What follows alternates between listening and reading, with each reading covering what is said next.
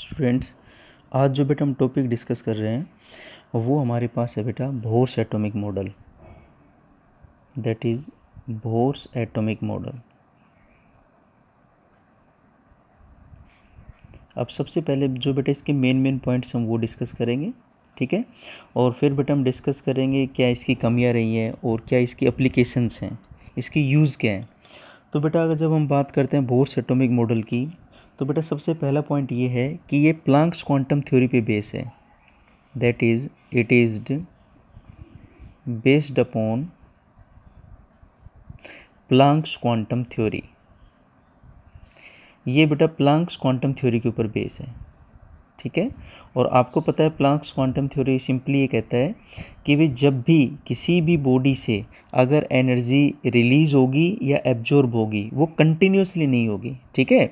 तो जो energy release या एब्जॉर्ब होगी वो डिसकंटिन्यूसली होगी और वो एनर्जी के स्मॉल पैकेट्स होंगे, ठीक है ना। जिनको बेटा आपको याद होगा, जिनको हम क्या बोलते हैं बेटा, लाइट के केस में उन एनर्जी के पैकेट को हम फोटोन बोलते हैं, और बेटा जनरली उन एनर्जी के पैकेट को बेटा हम क्या बोलते हैं, दैट इज़ क्वांटा या दैट इज़ क्वांटम, ठीक है। तो बेटा बोर्स एटॉमिक मॉडल इसी के ऊपर बेस है, प्लांक्स क्वांटम थ्योरी के ऊपर। सेकंड पॉइंट बेटा जब हम बात करें तो ये जो मॉडल है ये केवल सिंगल इलेक्ट्रॉन स्पीसीज के लिए ही अप्लीकेबल है। इट मीन्स जिन एटम के अंदर केवल एक इलेक्ट्रॉन प्रेजेंट है, तो हम बेटा बोल सकते हैं इट इज़ अप्लीकेबल,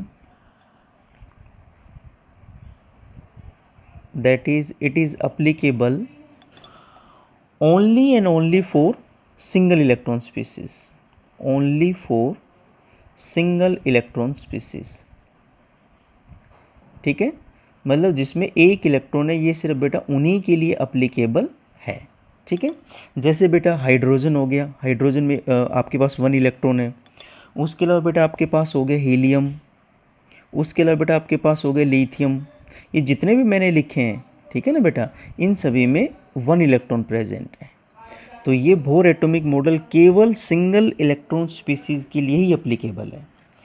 नेक्स्ट बेटा अगर इसका हम पॉइंट देखें तो बोर्स एटॉमिक मॉडल ये कहता है बेटा सिंपली कि जो आपके पास इलेक्ट्रॉन है बेटा, ठीक है, इलेक्ट्रॉन बेटा न्यूक्लियस के अराउंड रिवॉल्व करेगा सर्कुलर ऑर्बिट्स में। जो भी इलेक्ट्रॉन है बेटा वो रिवॉल्व करेगा अराउंड न्यूक्लियस, ठीक है, सर्कुलर ऑर्बिट्स के अंदर। और ये जो ऑर्बिट्स होंगे इनके बेटा फिक्स एनर्जी होगी, इनकी जो बेटा एनर्जी है वो फिक्स होगी, ठीक है। और इन्हीं फिक्स एनर्जी की वजह से, ठीक है ना, इन ऑर्बिट को हम बोल सकते हैं दैट इज़ एनर्जी लेवल। इसी फिक्स एनर्जी की वजह से बेटा इनको हम बोलते हैं दैट इज़ एनर्जी लेवल, ठीक है। तो सिंपली बेटा हम ये कह सकते हैं that is according to Bohr, electron उन्हीं इलेक्ट्रॉन है बेटा वो न्यूक्लियस के अराउंड रिवॉल्व करेगा सर्कुलर ऑर्बिट्स में, और जिन ऑर्बिट की बेटा एनर्जी क्या होगी, फिक्स होगी, और इसको बेटा हम बोलते हैं एनर्जी लेवल, ठीक है। और बेटा जब इलेक्ट्रॉन रिवॉल्व करेगा तो यहाँ पे आपके पास बेटा 2 टाइप ऑफ अट्रैक्शन होंगे। एक तो बेटा आपके पास होगा इलेक्ट्रोस्टैटिक फोर्स ऑफ अट्रैक्शन। भाई ये जो न्यूक्लियस है इन ऑर्बिट के इलेक्ट्रॉन को अपनी तरफ बेटा अट्रैक्ट करेगा, ठीक है। तो इसको हम बोलेंगे सेंट्रीपिटल फोर्स, जो अंदर की तरफ लग रहा है, सेंटर की तरफ लग रहा है, ठीक है बेटा, टूवर्ड्स न्यूक्लियस लग रहा है। और बेटा इलेक्ट्रॉन के सर्कुलर मोशन की वजह से यहाँ पर लगेगा बेटा सेंट्रीफ्यूगल फोर्स, ठीक है। और सेंट्रीफ्यूगल फोर्स और बेटा सेंट्रीपिटल फोर्स दोनों बराबर होंगे, ठीक है।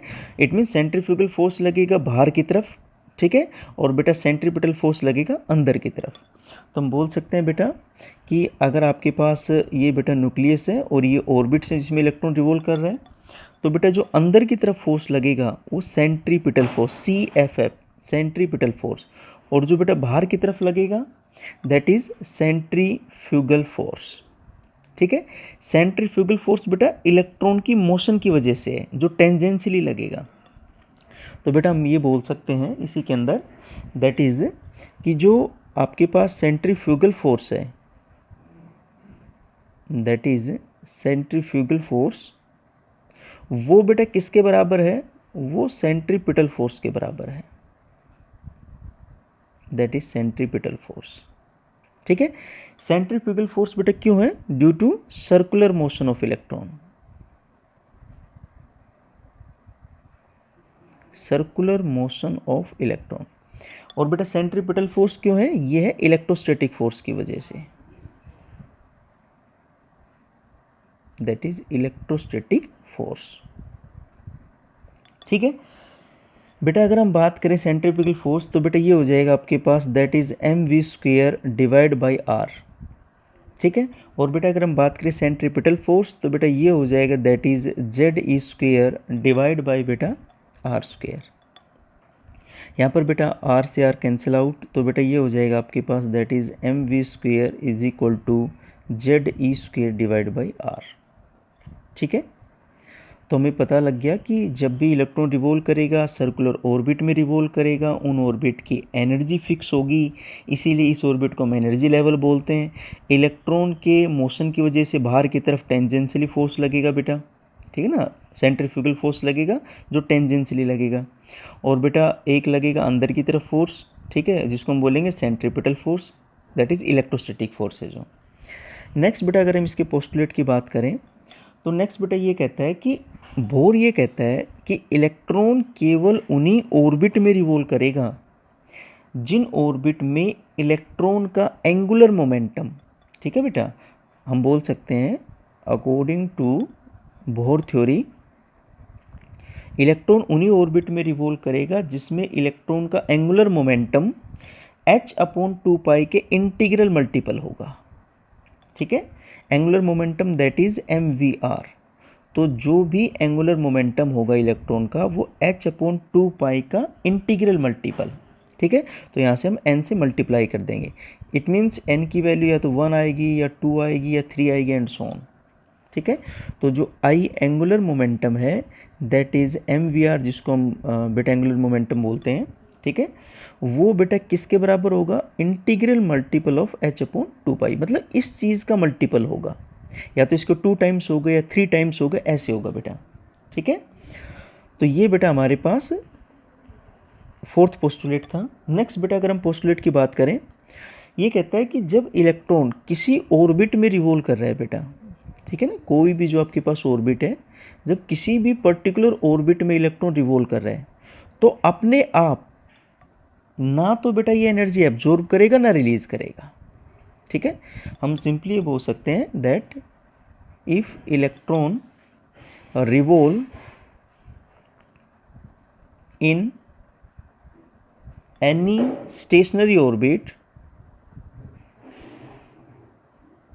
किसी भी बेटा जब वो स्टेशनरी ऑर्बिट या एनर्जी लेवल में बेटा जब वो रिलीज करेगा, ना तो ये एनर्जी एब्जॉर्ब करेगा, ठीक है बेटा, और ना ही बेटा ये एनर्जी रिलीज करेगा। तो हम बोल सकते हैं it neither absorb NOR release energy. ठीक है बेटा, अब इलेक्ट्रॉन बेटा एनर्जी एब्जॉर्ब या रिलीज तब करेगा जब वो एक ऑर्बिट से दूसरी ऑर्बिट में जंप करेगा। ठीक है, अगर आपका इलेक्ट्रॉन जंप कर रहा है एक ऑर्बिट से दूसरी ऑर्बिट में, ठीक है ना, तब वो एनर्जी रिलीज भी कर सकता है, एब्जॉर्ब भी कर सकता है। रिलीज कब करेगा?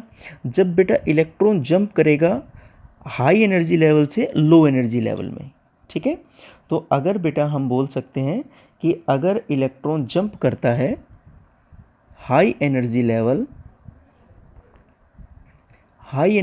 से बेटा किस में? लो एनर्जी लेवल में, लो एनर्जी लेवल, तो बेटा उस टाइम पे जो इलेक्ट्रॉन है, ठीक है, वो बेटा एनर्जी को क्या करेगा? रिलीज करेगा। ठीक है, रिलीज एनर्जी। और बेटा इसका अपोजिट हो जाए कि अगर इलेक्ट्रॉन जंप कर रहा है बेटा कहाँ से? लो से हाई, तो बेटा लो एनर्जी लेवल से हाई में जाने के लिए, ठीक है ना, तो उसको बेटा क्या करना पड़ेगा? एनर्जी को एब्जॉर्ब करना पड़ेगा। ठीक है ना, वो बेटा एनर्जी एब्जॉर्ब करके ही लो एनर्जी लेवल से हाई एनर्जी लेवल में जा सकता है। अब बात आती है कि भाई जो एनर्जी रिलीज या एब्जॉर्ब होगी वो कितनी होगी? वो बेटा डिपेंड करेगा दो एनर्जी लेवल का जो भी आपके पास दो एनर्जी लेवल हैं उनकी एनर्जी का डिफरेंस, ठीक है। तो हम बोल सकते हैं बेटा that is delta E, that is जो फाइनल एनर्जी लेवल है ई फाइनल माइनस ई इनिशियल, ठीक है। दो एनर्जी लेवल का एनर्जी का डिफरेंस, दो ऑर्बिट का एनर्जी का डिफरेंस, ठीक है। और आपको पता है ये किसके बराबर होता है, that is H new, frequency कितनी है, और बेटा न्यू अगर इसको फर्दर एक्सप्लेन करें तो that is H C by lambda, ठीक है। तो जो भी एनर्जी रिलीज या एब्जॉर्ब होगी वो किसके बराबर होगी भाई, दो ऑर्बिट की जो एनर्जी है उनका डिफरेंस, ठीक है। अब इसमें बेटा एक इंटरेस्टिंग फैक्ट बताता हूँ मैं आपको।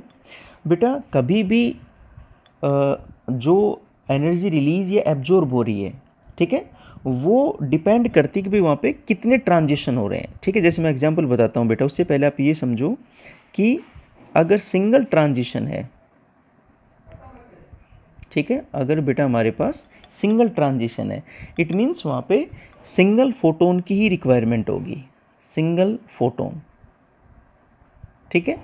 इसको आप ऐसे समझो, फॉर एग्जांपल बेटा मेरे पास कोई इलेक्ट्रॉन है और वो बेटा जंप कर रहा है, ठीक है, जो इलेक्ट्रॉन है बेटा वो जंप कर रहा है, इलेक्ट्रॉन जंप कर रहा है बेटा, ठीक है। कहाँ से, ये बेटा फर्स्ट ऑर्बिट से और फिफ्थ में जा रहा है भाई, ठीक है, फर्स्ट ऑर्बिट से फिफ्थ में जा रहा है, तो इसने एक ही ट्रांजिशन किया, ठीक है। इट मीन्स यहाँ पे एक फोटोन की रिक्वायरमेंट होगी। अब आपको पता है अगर लो एनर्जी लेवल से हाई एनर्जी लेवल में जाएगा तो एनर्जी एब्जॉर्ब करेगा, ठीक है। तो एनर्जी एब्जॉर्ब हो रही है, ठीक है, और कितने फोटोन एब्जॉर्ब होंगे, मैंने बताया सिंगल ट्रांजिशन है, सिंगल फोटोन, दो ट्रांजिशन हो रहे हैं, दो फोटोन की रिक्वायरमेंट होगी। तो यहाँ पर बेटा फर्स्ट ऑर्बिट से फिफ्थ ऑर्बिट में अगर जा रहा है इट मीन्स एक ही ट्रांजिशन हो रहा है, तो ये एक फोटोन एब्जॉर्ब करेगा, एक फोटोन एब्जॉर्ब करेगा, ठीक है। मान लो बेटा आपका इलेक्ट्रॉन जंप कर रहा है भाई, वो सिक्स्थ ऑर्बिट से फर्स्ट में जा रहा है, लेकिन पहले एन सिक्स से जाता है वो एन फिफ्थ के अंदर, फिर बेटा वो एन फिफ्थ से जाता है बेटा आपके पास, दैट इज़ हम बोल सकते हैं एन फर्स्ट के अंदर। तो बताओ कितने ट्रांजिशन किए उन्होंने, दो ट्रांजिशन, सिक्स से फिफ्थ एक ट्रांजिशन, और बेटा फिफ्थ से वन दो ट्रांजिशन, तो यहाँ पर दो फोटोन की रिक्वायरमेंट होगी। अब एनर्जी रिलीज होगी एब्जॉर्ब, ये हाई एनर्जी लेवल है, ये लो एनर्जी लेवल है, तो अगर वो हाई एनर्जी लेवल से अगर लो एनर्जी लेवल में जा रहा है तो एनर्जी रिलीज होगी, ठीक है। तो यहाँ पर अगर दो ट्रांजिशन है, सिक्स से फिफ्थ एक हो गया, फिफ्थ से फर्स्ट दो हो गया, तो बेटा यहाँ पर दो फोटोन रिलीज होंगे, टू फोटोन रिलीज, ठीक है। नेक्स्ट बेटा अगर मान लो सपोज को हम बोलते हैं भाई आपका इलेक्ट्रॉन फर्स्ट ऑर्बिट में, फर्स्ट से मान लो बेटा ये सेकंड में गया, सेकंड से मान लो बेटा ये थर्ड में गया, थर्ड से बेटा ये फोर्थ में गया, फोर्थ से फिफ्थ में गया, फिफ्थ से सिक्स्थ में गया, बताओ कितने फोटोन रिलीज या एब्जॉर्ब हो रहे हैं। तो आपको पता है अगर low energy level first orbit से सिक्स्थ ऑर्बिट में जा रहा है हाई एनर्जी लेवल, तो बेटा एनर्जी एब्जॉर्ब होगी, ठीक है। अब यहाँ पर बेटा अगर हम बात करें कितने फोटोन एब्जॉर्ब होंगे, तो आप ट्रांजिशन देखो आप लोग, एक ट्रांजिशन, ये दो, ये तीन, ये चार और ये पाँच, इट मीन्स बेटा यहाँ पर 5 फोटोन एब्जॉर्ब हो जाएंगे, 5 फोटोन एब्जॉर्ब, ठीक है। नेक्स्ट बेटा अगर हम देखें तो ये इसके कुछ मेन पोस्टुलेट थे। अब इसके हम कुछ ड्रॉबैक देख लेते हैं, कुछ कमियां देख लेते हैं, दैट इज़ ड्रॉबैक। तो बेटा अगर हम सबसे पहली ड्रॉबैक देखें तो ये केवल और केवल सिंगल इलेक्ट्रॉन स्पीसीज़ के लिए ही एप्लीकेबल है, ये मल्टी इलेक्ट्रॉन स्पीसीज़ के लिए, मतलब जिन एटम के अंदर एक से ज़्यादा इलेक्ट्रॉन है उनके लिए बेटा ये अप्लीकेबल ही नहीं है। तो हम बोल सकते हैं that is not applicable, not applicable on multi electron atom,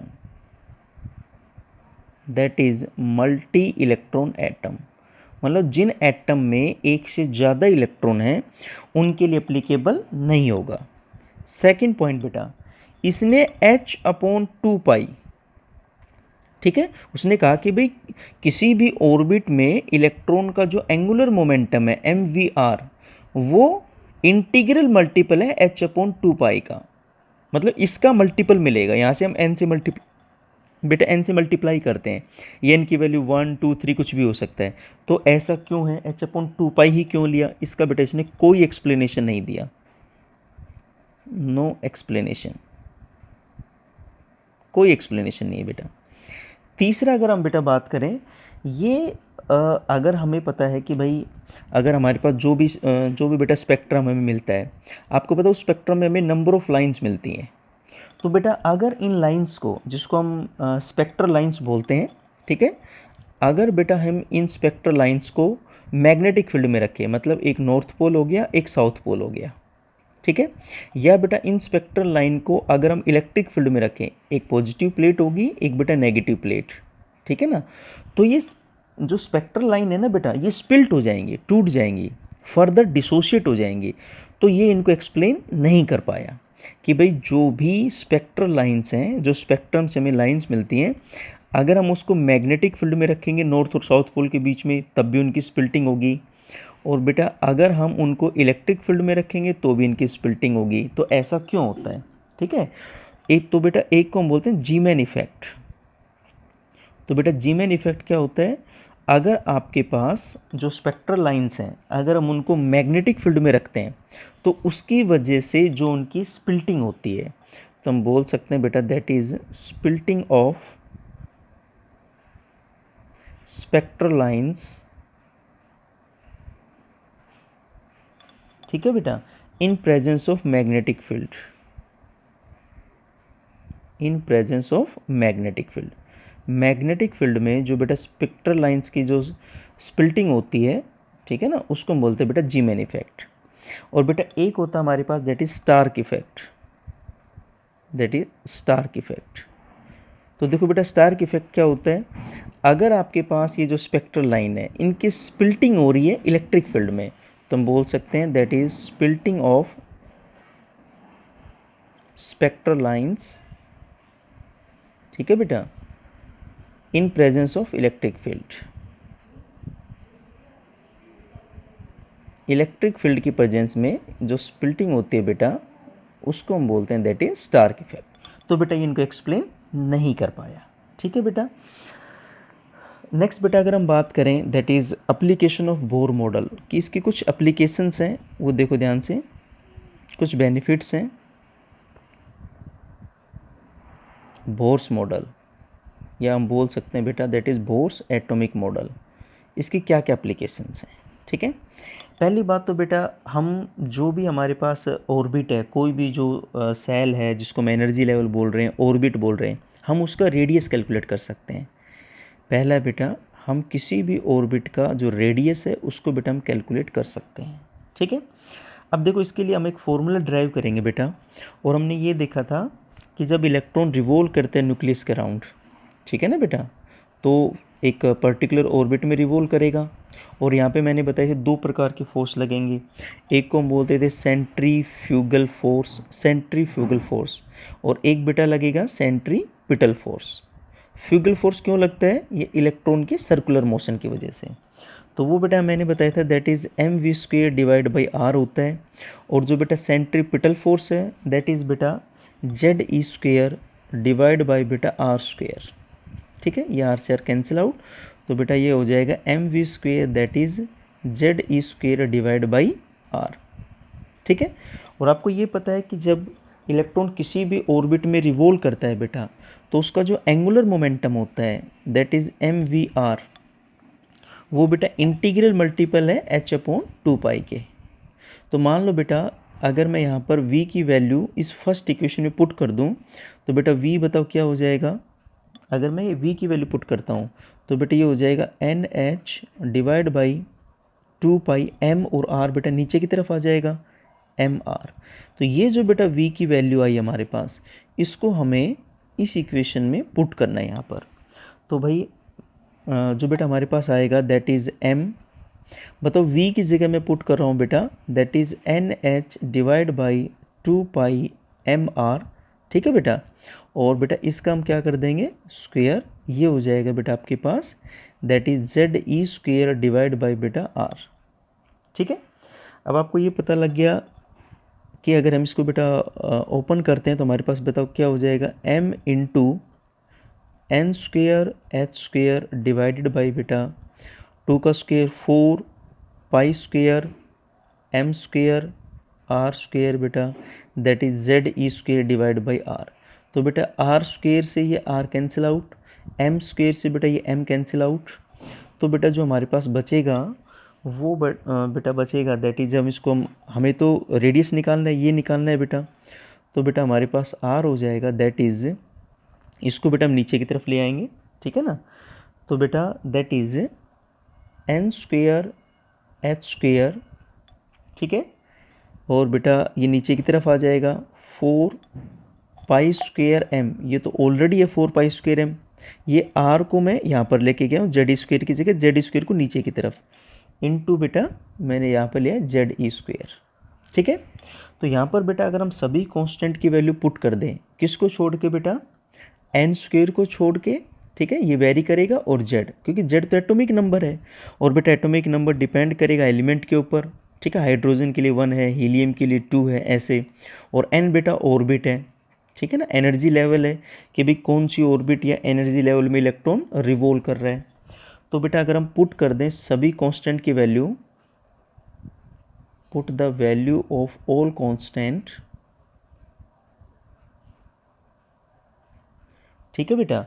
तो ये जो हमारे पास बेटा पुट करने के बाद अगर हम इसको सोल्व करें तो बेटा किसी भी आर एन, किसी भी ऑर्बिट का जो रेडियस है, एन यहाँ पे आपके पास ऑर्बिट है, ठीक है, या एनर्जी लेवल है, किसी भी ऑर्बिट का जो रेडियस आएगा बेटा वो आएगा 0.529 इंटू एन स्क्वेयर जो बेटा ऊपर की तरफ है डिवाइड बाय बेटा जेड एंगस्ट्रॉन, ठीक है। तो बेटा किसी भी ऑर्बिट का जो रेडियस आएगा वो हमारे पास आएगा बेटा 0.529 into N square divide by Z angstrom, ठीक है। अब बेटा मान लो कि हमारे पास जो ऑर्बिट है वो फर्स्ट है, ठीक है बेटा। तो अगर हम इसको थोड़ा सा और फर्दर प्रोसीड करें, मान लो कि बेटा हम फर्स्ट ऑर्बिट के बारे में बात करते हैं, ठीक है। फर्स्ट ऑर्बिट का मतलब बेटा बताओ क्या हो गया, अगर n की वैल्यू 1 है इट मीन्स वो फर्स्ट ऑर्बिट के बारे में हम बात कर रहे हैं बेटा। तो बताओ बेटा यहाँ पे जहाँ पे आर एन था वहाँ पे मैं क्या लिख दूंगा बेटा, R1 दैट इज़ 0.529 इंटू बेटा, अब n की जगह तो 1 हो गया, तो बेटा अगर आप यहाँ पर 1 पुट करोगे तो 1 का स्क्वायर तो 1 ही रहेगा डिवाइड बाई जेड, ठीक है बेटा। तो ये आपके पास फर्स्ट ऑर्बिट का रेडियस आ जाएगा। इसी तरह बेटा अगर हमारे पास कोई भी ऑर्बिट हो, ठीक है, अगर हम उसका फर्स्ट ऑर्बिट के साथ रेडियस कंपेयर करेंगे तो बेटा कैसे आएगा, that is R N that is N square divide by R1। भाई ये तो R1 हो गया। अब यहाँ पर जैसे बेटा जो भी हमारे पास फर्स्ट ऑर्बिट है तो ये 1 हो गया, इसी तरह बेटा अगर सेकंड होगी तो यहाँ पर 2 का स्क्वेयर हो जाएगा, इट मीन्स n का स्क्वेयर है बेसिकली ये, तो R N is equal to N square R1, ठीक है बेटा। जैसे फॉर एग्जाम्पल बेटा वो आपसे पूछे बताओ भाई सेकंड ऑर्बिट का रेडियस कितना होगा, तो यहाँ पर R2 हो जाएगा बेटा, ठीक है। और सेकंड ऑर्बिट के लिए n की वैल्यू 2, तो बेटा 2 का स्क्वायर क्या हो गया 4 and R1, it means second orbit का रेडियस फर्स्ट ऑर्बिट का 4 टाइम्स।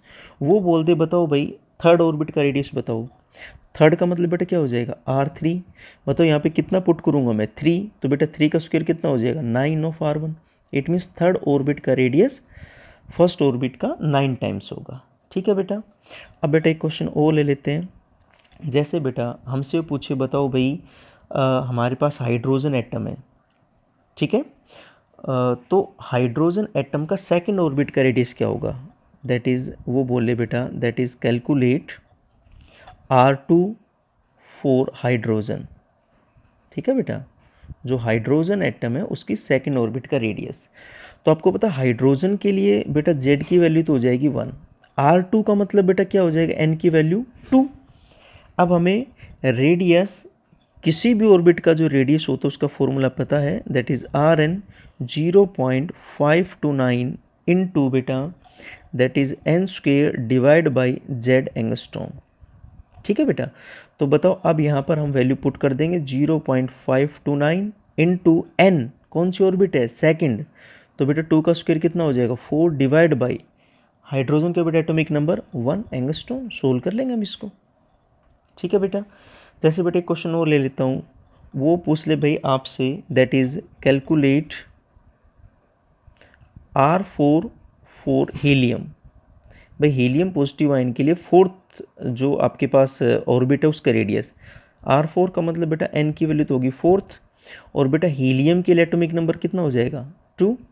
तो बेटा हम यही फॉर्मूला अप्लाई करेंगे, ठीक है ना। अब मैं R4 लिख दिया मैंने यहाँ पर, तो बताओ बेटा मैं डायरेक्ट अगर लिखूँ R4 तो 0.529 इंटू एन, एन अब कौन सी ऑर्बिट है बेटा फोर्थ, तो 4 का स्क्वायर 16 डिवाइड बाय बेटा जेड, एटॉमिक नंबर कितना आपके पास हीलियम का 2, ठीक है। एंगस्ट्रॉम इसको हम सोल्व कर लेंगे, ठीक है बेटा। एक क्वेश्चन और डिस्कस कर लेता हूँ बेटा। क्वेश्चन ये है कि भाई हमें कैलकुलेट करना है, कैलकुलेट फॉर हाइड्रोजन, ठीक है। इट मीन्स बेटा हाइड्रोजन के लिए फर्स्ट ऑर्बिट का रेडियस, सेकंड ऑर्बिट का रेडियस और थर्ड ऑर्बिट का रेडियस। तो आपको पता है अगर मैं बेटा किसी भी ऑर्बिट का रेडियस का जनरल फॉर्मूला की बेटा अगर हम बात करें तो that is 0.529 into N square divide by Z angstrom है। लेकिन आपको पता हाइड्रोजन के बारे में बात हो रही तो तीनों केस में जेड की वैल्यू तो 1 होगी, और बेटा सिंपली रेशियो निकालेंगे तो ये चीज़ कॉमन आ जाएगी, ठीक है।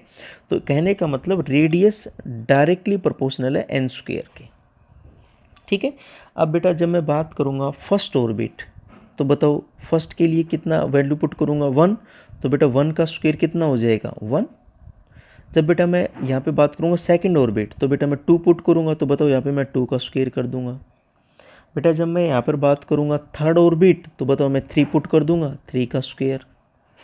तो बताओ बेटा 1 का स्क्वायर 1, 2 का स्क्वायर 4, 3 का स्क्वायर 9, तो 1:4:9 first second and third orbit का रेडियस हाइड्रोजन एटम के लिए बेटा।